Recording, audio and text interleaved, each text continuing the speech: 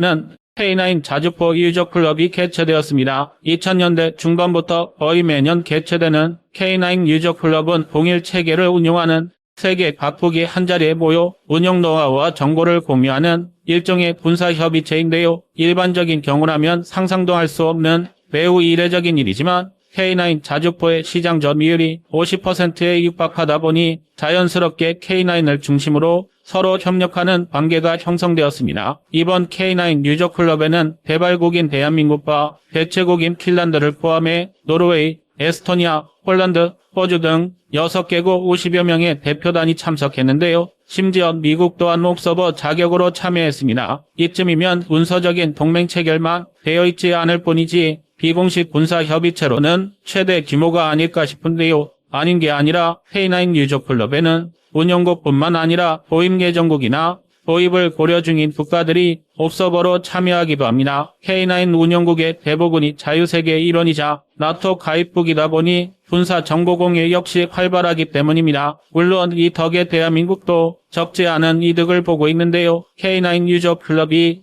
군사협력협의체 성격이 짙다 보니 추가적인 무기 수출 가능성도 높고 지정학적으로 거리가 먼 대한민국과 유럽의 교두보가 되기도 합니다. 일례로 이번 K9 유저 클럽에서는 K9의 개량형인 K9A2와 K9A3 그리고 향후 10년간의 개발 로드맵을 소개했는데요. 2024년 기준 공개된 자료만 따져도 무려 2,000문이나 양산된 K9 자주포가 모두 K9A2, K9A3로 개량된다면 그 부가가치는 상상을 초월할 것입니다. 적어도 앞으로 수십 년간 대한민국 방위산업에 든든한 캐시카우로 자리 잡을 텐데요. 이외에도 대한민국은 유럽의 K9 자주포 예비부품 공급센터 설립을 논의하는 등 K9 유저 클럽과 활발한 논의를 이어갔습니다. 역시 K9 자주포만 생각하면 한 사람의 대한민국 국민으로서 마음이 뿌듯해지는데요. 더욱이 유저 클럽이 이번에 모처럼 핀란드 헬싱키에서 개최된 만큼 K9의 현지화 도입 버전인 K9 핀 목포리의 운영 영상을 볼 수 있었다는 게 매우 뜻깊습니다. K9 핀 목포리는 지난 2017년 우리 군에서 운용 중이던 48대의 K9을 창정기 후 부분 성능 개량을 진행한 뒤 핀란드로 수출되었는데요. 러시아와 남북으로 길게 국경을 맞대고 있는 핀란드는 기후가 가장 험악한 북부르아플란드 지역의 경우 겨울철 기온이 영하 30도 이하로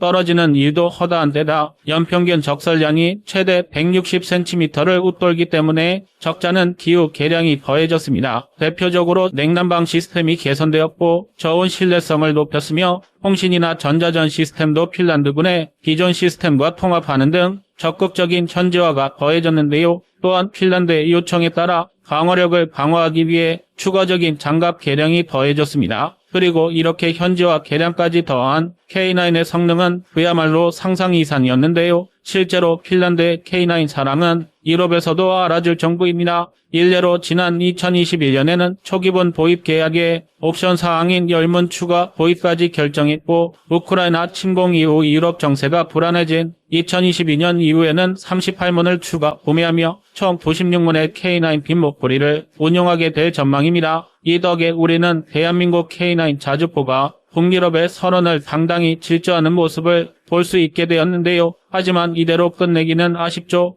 그래서 준비했습니다. 내친 김에 오늘은 대한민국을 대표하는 화력 무기체계 K9 자주포와 K239 천무를 도입한 나라들의 생생한 현지 반응을 전해드리겠습니다. 지금 보시는 영상이 마음에 드셨다면 지인들의 카톡으로 공유해주세요. 여러분의 구독과 좋아요는 꺼리튜브 영상 제작에 많은 힘이 됩니다. 노르웨이 역시 K9을 운용하는 대표적인 유럽 국가인데요. 한 가지 재미있는 건 지난 2016년 노르웨이가 차기 자주포 도입 사업에서 대한민국 K9 자주포와 함께 독일 펜자어비치 2000, 프랑스 세자르, 미국 M109를 나란히 후보에 올려두고 고민 중이었다는 것입니다. 하지만 이후 노르웨이는 핀란드의 K9 시험평가 현장을 옵서버 자격으로 참관했고 일말의 망설임도 없이 K9 도입을 결정했습니다. 당시로서는 미래의 일이긴 하지만 이 덕에 노르웨이는 우크라이나 전쟁 발발과 함께 아무런 망설임 없이 기존에 운용하던 M109를 우크라이나에 공유할 수 있었습니다. K9A1의 노르웨이 현지화 버전인 K9 비다르는 노르웨이의 요구에 맞춰 노르웨이 포병 사격 통제 장치 오딘이 탑재되었으며 직사 사격에 필요한 각종 장비가 추가되었는데요. 그러나 야전에서 K9 기다르를 직접 운용하는 병사들은 다른 어떤 것보다 K9의 가장 큰 장점은 기본기라고 입을 모으고 있습니다. 바로 포병의 처음과 끝, 슈덴 스푸트 다시 말해 사후이속입니다. 기존에 운용하던 M109의 가장 큰 차이는 슈덴 스푸트가 가능하다는 겁니다. K9의 놀라운 기동력은 눈이나 진흙 등 지형을 가리지 않습니다. 동서고금을 막론하고 포격자는 아군에 대한 화력 지원과 함께 적의 포병을 얼마나 빠르고 확실하게 무력화하느냐로 발전해왔습니다. 이를 위해 포탄의 위력은 상승했고 정밀도 역시 뇌과 수술을 범접할 만큼 발전했는데요. 그러나 너무나 당연하게도 이에 대한 대응책 역시 발전했는데 그게 바로 슈덴 스푸트입니다. 최대한 쉽게 설명하자면 적에게 포탄을 쏟아붓고 적이 포격 원점을 추적하기 전에 재빨리 진지를 이동해 다시 2차, 3차 포격을 가하는 기동 포격전이라고 할 수 있는데요. 현대 포격전의 승패는 이 사후이속이 얼마나 빠르고 정밀하냐에 달려있다 해도 과언이 아닙니다. 그리고 K9 자주포는 노르웨이 포경의 인터뷰에서도 드러났듯이 이 슈덴 스푸트 능력이 대단히 뛰어납니다. 실제로 K9은 사격 접수 명령 이후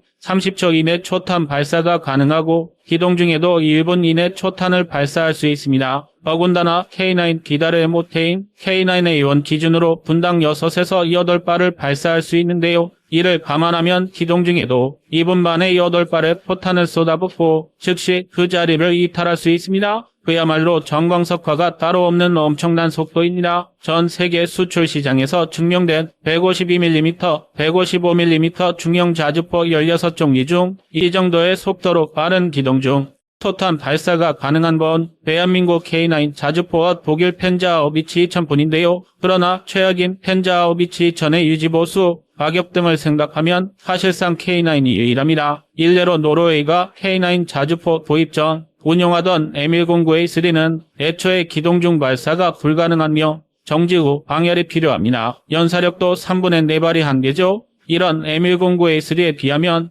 K9은 별천지나 마찬가지입니다.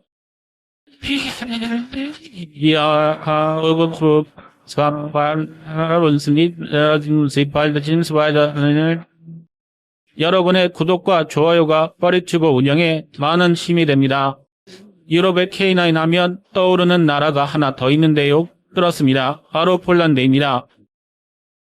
가장 주목하고 있는 건 K239 천모의 폴란드 현지 버전, 일명 포마르케입니다. 포마르케는 대한민국 천모의 로켓 발사 포드와 폴란드의 EH 전술 트럭 자체가 결합하였는데요. 핵심인 포드가 천모와 동일하다 보니 큰 변경점은 없지만 폴란드 자체적인 포병 지휘 시스템과 통합되었고 폴란드가 기존에 운용하던 WR-40 랑고스타의 122mm 로켓도 추후 통합 예정입니다.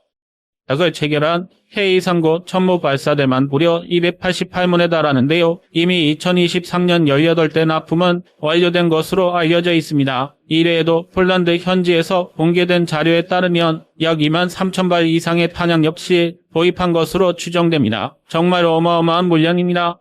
괜히 러시아가 대한민국과 폴란드의 군사적 연합에 발작하는 게 아니구나 싶은데요. 그러나 대한민국은 폴란드와 239mm 탄약 생산 시설까지 구축을 논의하는 한편 KT즘1, KT즘2 도입 역시 검토 중인 것으로 파악됩니다. 이처럼 대한민국 무기 체계가 연일 고공행진을 이어가고 있는 것과 달리 일각에서는 우리의 대박이 단순히 운이 좋아서 가성비 덕분이라고 폄하합니다. 때마침 전 세계가 잇따른 전쟁으로 안보 위기에 빠졌고 마침 납품이 빠르고 가격이 저렴한 대한민국 무기가 그 자리를 빼찼다는 건데요. 그러나 세간에서는 이걸 실력이라고 부릅니다. 대한민국이 준비되지 않았다면 애초에 기회를 잡을 수조차 없었을 것입니다. 이제 대한민국의 무기체계는 우리가 아닌 도입국이 증명하고 있습니다. K239 천모와 K9을 모두 도입한 폴란드는 유럽 대륙에서 가장 강력한 포병을 보유한 나라로 거듭나고 있고 핀란드, 노르웨이는 K9 벨트를 형성해 러시아를 막는 유럽의 방벽이 되었습니다. 대한민국 무기가 만든 힘의 차이가 우리의 실력을 증명한 셈입니다.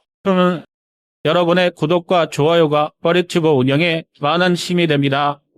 지난 8월부터 대한민국에서 폴란드군 장병들이 K239 천무의 운용훈련을 받고 있습니다. 폴란드가 인수 중인 호마르K가 다름 아닌 대한민국의 천무 다연장 로켓 발사 포트와 자국의 예치 전술 트럭을 결합한 형태이기 때문인데요. 당연한 얘기지만 천무 다연장 로켓 발사 포트의 운용 노하우나 탄약 공급 방법 등만 반복 숙달할 수 있다면 인수부터 실전 배치까지 걸리는 시간을 최대로 줄일 수 있을 것입니다. 이러한 사전학습의 효과는 K2표에서 이미 증명되었는데요. 대한민국의 장병들을 파견하면서까지 선행훈련을 시작한 폴란드는 거의 봉백 없이 K2표 초도물량을 국경지대에 투입할 수 있었습니다. 이는 폴란드가 그만큼 벨라루스와 러시아 칼리닝그라드의 무력 도발을 위협적으로 생각하고 있다는 방증이기도 했는데요. 이를 바꿔 말하면 현재 폴란드는 K2표의 사례만큼이나 호마르K의 최대한 빠른 전력화를 원하고 있다는 뜻이기도 합니다. 더군다나 호마르K는 유독 날짜운이 따라주지 않고 있습니다. 이래로 지난 6월 20일 대한민국 마산항에서 출항한 호마르K 초도부는 운항 중 이탈리아 시칠리아 남동쪽의 지브롤터 인근에서 이민자들을 태운 민간 선박의 구조 요청을 받았고 조난자 구조의 의무를 지키기 위해 계획된 경로를 이탈했습니다. 실제로 방글라데시인 32명, 이집트인 3명, 시리아인 1명 등을 구조한 우리 선박은 이들을 이탈리아 해안경비대에 인계하기까지 상당한 시간을 소모할 수밖에 없었는데요. 그나마 현지 시각 기준 지난 8월 21일에 폴란드 그단스크항 입항에 성공했지만 해당 물량은 9월 5일에서 8일까지 개최된 중동부 유럽 최대 방산전시회 MSPO에서 먼저 선을 보일 예정입니다. 폴란드 입장에서는 가뜩이나 부족한 시간을 최대한 알차게 보내고 싶은 게 당연한데요. 보합 218대에 달하는 계약을 체결한 호마르K는 이후 2023년 말까지 18대가 순차적으로 인도되어 제18기계화 서단에 배치될 예정입니다. 폴란드 동부의 4도시 시에들체에 사령부를 두고 벨라루스와 우크라이나 국경지대를 따라 전력이 배치되어 있는 최전방의 그 부대인데요. 심지어 3대만 대한민국에서 폴란드로 인도될 뿐 나머지 15대는 스탈로바볼라에 소재한 현지 공장에서 생산될 예정입니다. 날이 갈수록 높아져가고 있는 폴란드와 벨라루스의 군사적 긴장도를 생각하면 당연한 조치입니다. 아닌 게 아니라 폴란드는 자국의 다연장 로켓 자체 개발 능력을 박살내면서까지 호마르K 도입을 선택한 상황입니다. 호마르K의 뿌리를 더듬어 올라가다 보면 폴란드가 자체 개발 중이던 WR300 호마르가 나오는데요. 그 흔적은 지금도 차체가 되는 예치 전술 트럭에서 찾아볼 수 있습니다. 당시 폴란드는 구소련제 무기체계 편제를 독자적인 기술력으로 서구화하는 과도기 상태였는데요. 다시 한번 예치 전술 트럭을 예로 들자면 이는 소련의 투S7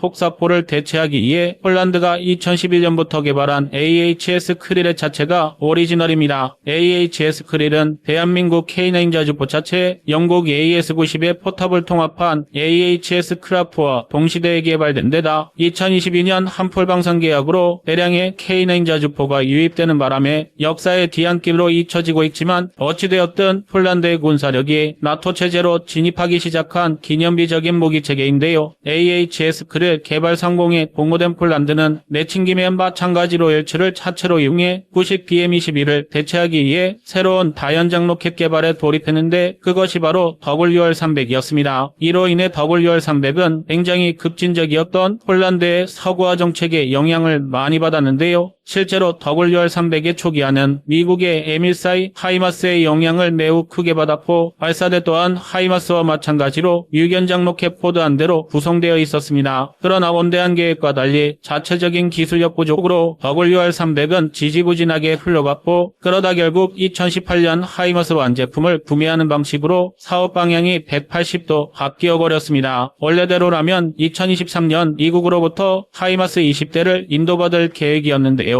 당시 폴란드가 보유한 WR40 계열 다연장 로켓이 약 170대였음을 고려하면 터무니없이 적은 수량이지만 오히려 하이마스를 도입해 운용하다 관련 노하우를 습득해 차후 WR300 자체 개발에 재도전할 속셈이었다고 생각하면 충분히 납득할 수 있는 물량입니다. 이런 경우 오히려 대량의 하이마스를 도입하는 게 자국 방산 시장에 악영향을 끼칠 테니 당연했는데요. 그런데 덜컥 누구도 예상치 못했던 대사건이 벌어졌습니다. 그렇습니다. 우크라이나 우크라이나 전쟁이죠. 갑작스레 급격한 군사력 증강이 필요해진 폴란드는 일단 미국으로부터 하이마스 500대를 구매하려 했는데요. 당연히 제코가 석자인 미국에 이게 가능할 리 없었습니다. 심지어 WR-40조차 우크라이나에 지원되는 바람에 폴란드군의 물자 창고는 하루가 다르게 텅텅 비어가고 있었는데요. 이런 상황에서 혜성과 같이 등장한 게 바로 대한민국의 K239 천무였습니다. 한국형 3축 체계의 핵심인 천무는 킬체인과 대량 응징 보고 2단계에서 압도적인 화력을 담당하기 때문에 설계 개념부터가 안정적인 도화력 투사에 집중되어 있습니다. 당장 숫자상으로는 대한민국을 앞서고 있는 북한의 방사포 장사정포를 큰 피해 없이 무력화하려면 강력하고 정밀하며 동시에 연속적인 화력 투사가 가능해야 하기 때문인데요. 특히 230ml급 유도탄은 단연발로 12발까지 투사할 수 있으며 위성왕복 시스템과 반성왕복 시스템을 탑재해 원형 공선 오차가 고작 15m에 불과합니다. 확산탄인 KM-26 A2 기준 한 발당 살상 반경만 축구장 3개 크기임을 감안하면 사실상 제로에 가까운 오차입니다. 더군다나 같은 12발을 탑재할 수 있는 239mm 유도 로켓의 경우 단일 북폭탄두를 탑재하면 60cm 이상의 콘크리트 구조물을 관통해버릴 수 있는데요. 이외에도 가장 많은 양을 투사할 수 있는 130mm 로켓의 경우 한 개의 포드에 20발씩 총 40발을 일제히 투하할 수 있습니다. 이는 미국의 하이마스에 비해 2배 이상 많은 로켓을 쏟아부을 수 있는 셈인데요. 그런데도 디지털 제어 시스템과 요압식 부동장치를 적용해 사격 반응 시간이 고작 16초에 불과합니다. 여기에 완전 자동화 시스템을 탑재하여 재장전 시간 역시 160초대에 불과한 걸 감안하면 천무 한 대가 쏟아낼 수 있는 마력은 가히 경이로운 수준인데요. 이는 하이마스는 물론 경쟁 기종 중 가장 빠른 속도입니다. 오히려 이쯤이면 하이마스를 천무에 비교하는 게 모욕적일 정도인데요. 하이마스가 천무보다 나은 유일한 점은 화력이 약한 만큼 무게도 가볍다는 것뿐입니다. 실제로 천무의 중량은 약 31톤인데 비해 하이마스는 절반에 못 미치는 16톤에 그치는데요. 애초부터 미국에서 M270 MNRS를 항공으로 운송하고자 화력을 절반으로 줄이고 차륜화시킨 게 하이마스이기 때문입니다. 물론 그렇다고 해서 천무의 기동성이 떨어진다는 건 아닙니다. 포마르 K의 기동 능력이 어느 정도인지는 아직 공개되지 않았지만 천무 기준 최대 속도만 시속 80km에 달하며 항속거리 또한 450km에 육박합니다. 또한 사격 지점에 도착한 이후 방열부터 초탄 발사까지 고작 7분이면 충분한데요. 여기에 더해 대한민국은 포마르 K의 폴란드의 지형 환경에 맞춘 전투관리 시스템인 토파즈를 탑재해줬고 폴란드 현지 생산까지 허락하면서 잠재적인 다연장 로켓 자체 개발 능력을 보존해주기로 합의했습니다. 천무의 개발사인 하나에어로스페이스가 로켓 포드 모듈과 유도탄을 납품하고 폴란드 국영방산업체 PGG에서 옐치 전술 트럭을 책임지는 형태인데요. 여기에 앞서 말씀드렸던 토파즈 시스템과 폴란드의 통신수단을 탑재하는 방식입니다. 여기서 끝이 아닙니다. 포마르 K에는 결정적으로 KT즘2 탑재가 확정되었습니다. 한국형 단거리 전술 지대지 미사일 통칭 KT즘은 사거리만 180km에 달하고 대략 5에서 10m의 CEP를 보이는데요. 한도 중량만 500kg에 육박해 현무암과 동급의 위력입니다. 여기서 KT즘2는 사거리를 166% 가까이 연장한 일종의 한국형 에이트킴즈라고 부를 만한데요. 침투관 통형 열압력탄과 단일 고폭탄을 탑재해 입마살상보다는 적의 전술기지를 파괴하는데 최적의 효과를 보여줄 수 있습니다. 실제로 KT즘2는 북한의 스커드 미사일 사일로와 300mm 방사포 갱도 타격을 위해 개발되었는데요. 고정진지에서만 운용되던 KT즘과 달리 천무에서 발사할 수 있게 되었다는 것이 가장 큰 특징입니다. 한 가지 재밌는 건 2023년 초까지만 해도 KT즘2가 아직 개발 단계에 머물러 있었다는 건데요. 우리 군에서는 1조 5천억 원의 예산을 투입해 2034년까지 KT즘2 개발을 완료할 예정이었습니다. 그러나 포마르 K의 KT즘2 탑재가 결정되었다는 건 결국 양산이 10여 년이나 앞당겨졌다는 방증인데요. 전문가들은 늘어나는 적성국의 위협과 함께 폴란드에서 연구에 필요한 자금이 대거 유입된 덕분으로 보고 있습니다. 필요가 수요를 부르고 수요가 양산을 앞당겼다는 건데요. 이것이 바로 대한민국에서 적극적인 현지 생산과 기술 지원을 앞세우면서까지 폴란드와의 방산협력을 추구해야 하는 이유가 아닐까 합니다. 여러분의 생각은 어떠신가요? 이상 꺼리추구였습니다.